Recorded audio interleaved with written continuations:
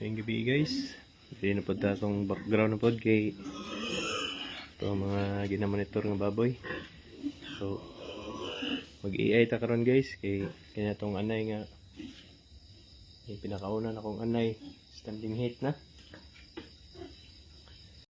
Update dito kung AI na ko.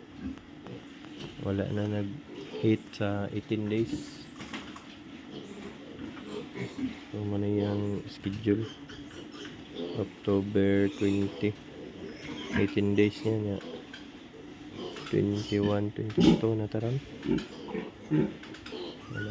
wala nag-hit. So monitor pa nato ni hantod November 11 yang ka 39 hantod 42 days ikaduhang cycle. Kung wala gyud siya nag-hit, positive na gini. So nindot ni nga si Milya to ning kuan og anay kung naay possible nga gwapo mong anay.